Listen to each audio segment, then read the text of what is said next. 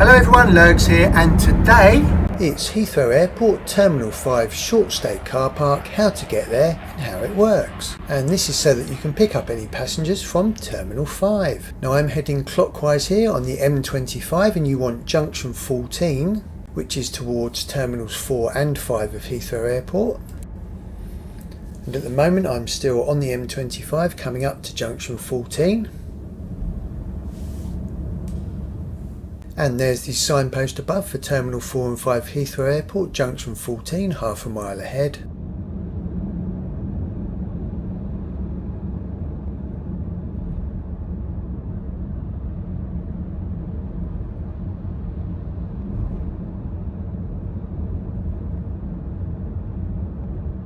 So you want to be moving to the left-hand lane here, which is now 2 lanes.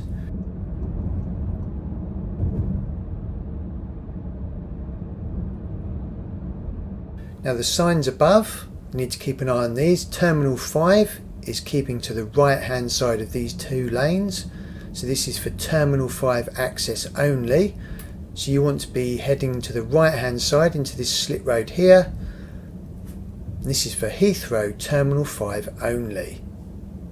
Now bear in mind you've come off the M25 national speed limits. This is now down to a 40 miles an hour zone. We just stay on this road. This will veer round to the right towards Terminal 5. Now if you want to drop off passengers at Terminal 5 for Heathrow Airport, I've also got a video about how that works and the costs involved, and I'll put a link to that video above now. Apologies for the heated front windscreen here, I can just see the elements on the actual video. Didn't realise that you could see those.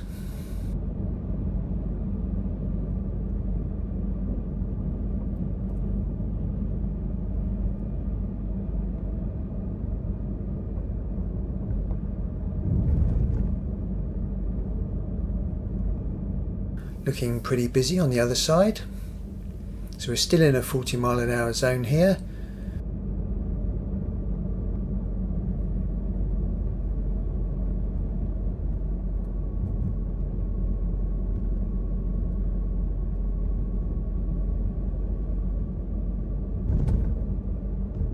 And just bear in mind you've got some traffic joining you from the left hand side.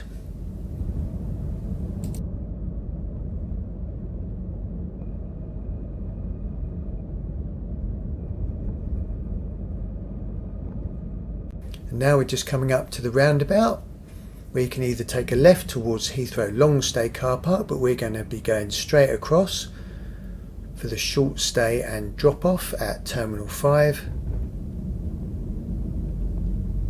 So either of the outside 2 lanes here and across the roundabout towards Terminal 5 short stay. Now bear in mind this is inside the ULEZ zone, and that means if your vehicle is not compatible with ULEZ, the ultra low emission zone, you will get charged £12.50. Thanks a lot, because we're all made of money. Now keep to the right hand side towards short stay and passenger pickup. So on the right hand side here, gently going up this incline. Now the 2 lanes on the left are for passenger drop off, and I've got a video about that which I put a link in earlier, and I'll also put a link at the end of the video. We want to stay in the right hand lane for passenger pickup short stay. The height limit on this car park is 2.2 metres. I'm in a Volkswagen T6 Combi, normal height vans. There's no problem with the height restrictions on a normal van. Pull up to any one of these barriers. And you've just got a ticket machine on the right hand side. On the screen it will ask you if you've pre-booked. If you have, you can click on yes and then put in all your details. I haven't pre-booked, so just push the button and ask for a ticket. It's now scanning in my number plate. And here is the ticket that I've just got, and it's printed my number plate on that ticket. So it's got ANPR, automatic number plate recognition. So the clock is ticking. We've basically got half an hour for £7.50. After that, the costs increased dramatically because of course we're all absolutely made of money. So level 3 is full, so I'm going to try on level 2.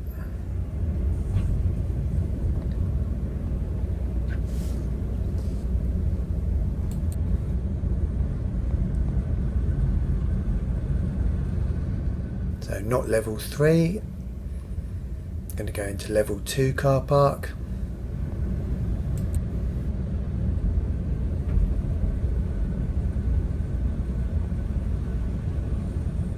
And this is level 2, so just follow the signs on the road there. Just to note, if you're picking up internal flights, UK arrivals, it's better off to park at this end of the car park because that's where the UK arrivals terminal is.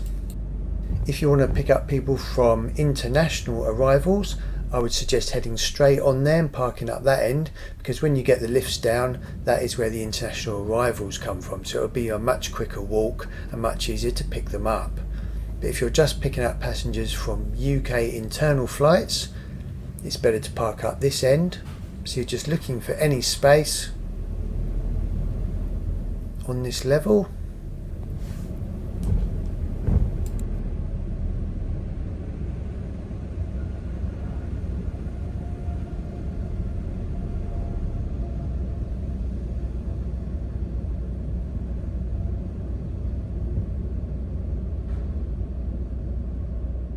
And it looks like this taxi van has just pulled out of that space, so I'm just going to reverse into this space here.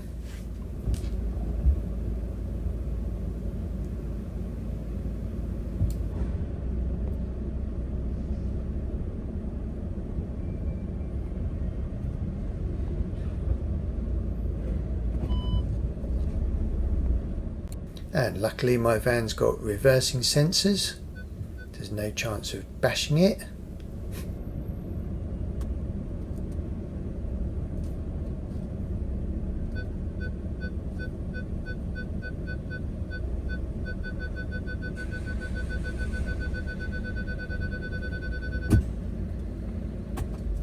So I'm all parked up here. Make a note of where you are. I'm on car park 5 level 2 area B, and there's parking machines dotted in various places, and I'll show you how that works in a minute. And these are the costs here, absolutely horrendous. This is 2025, no doubt they will go up all the time. If you want to go and meet your passengers at the arrivals, just take a lift down to level 0 and then you can go and meet them at the arrivals terminal. I've already met my passengers, so head back to the lifts and I'm going to get the lift back to level 2. Doors opening. And then before you leave, you just need to pay for your parking. So take your ticket and put it inside the machine there. Now I had real trouble with these machines. I had to actually go and find another machine because it wouldn't accept it. This is the second machine that I've found and it still won't accept it. Obviously it's got a little arrow on the ticket saying it has to go in that way, and that's what I'm trying. So just be wary of this.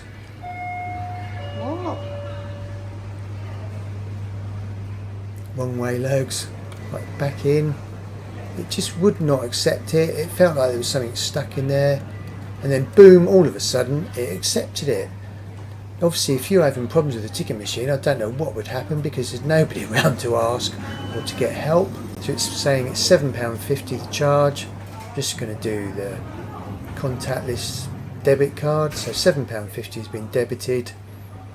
So it now knows that I've paid for my parking from my number plate. So now it's time to load up the van with the suitcases and the passengers and then get the hell out of Dodge. So now we're just exiting the car park. And because we've paid for the ticket, it gives you 5 or 10 minutes grace to exit the car park. And with the barriers on the exit of the car park, there's no need to put your ticket in. It will just read your number plate and then check the system, and it knows that you've paid, and then the barrier should automatically raise and let you exit. So I'll just show you the exit procedure, and then what we'll do is we'll exit the barriers and then we'll head back to the M25 to show you where that is, get home and have a lovely cup of tea.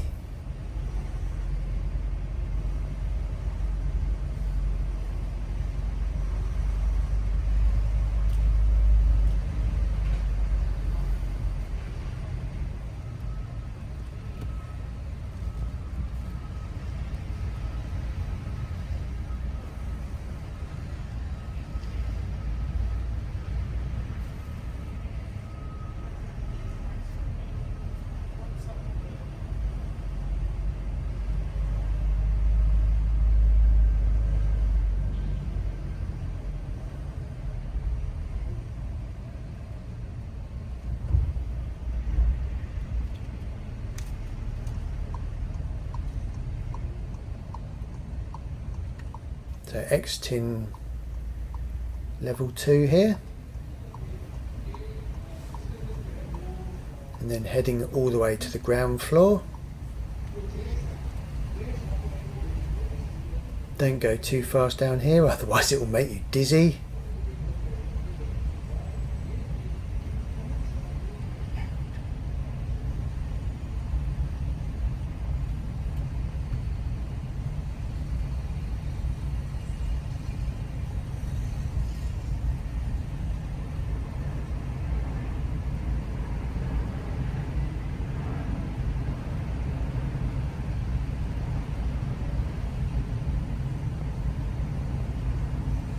Dizzy.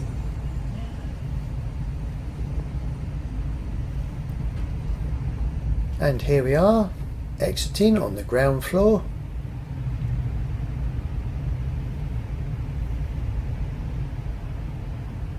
To just pull up to any one of these barriers. As I mentioned previously, this is ANPR, automatic number plate recognition.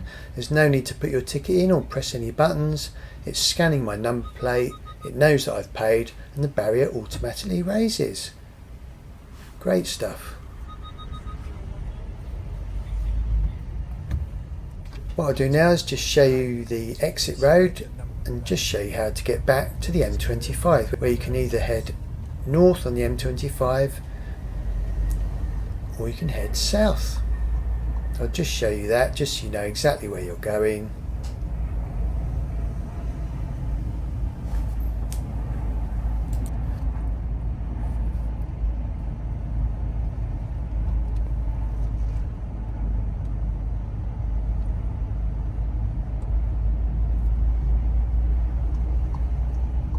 Big sign there saying thank you for flying through Terminal 5.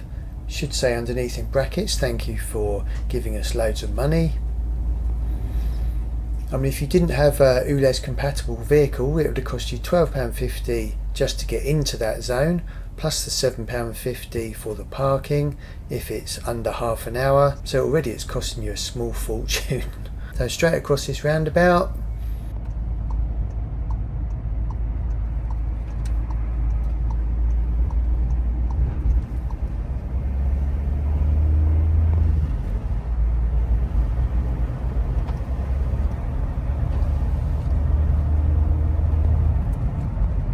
If you want to head on the M25 north, just stay in this lane and head straight on. I'm going to be taking this left hand slip road for the M25 south towards Gatwick.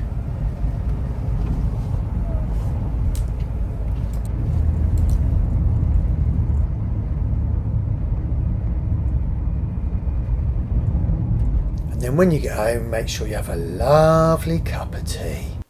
If you're going to be watching any of my videos, make sure you have a lovely brew.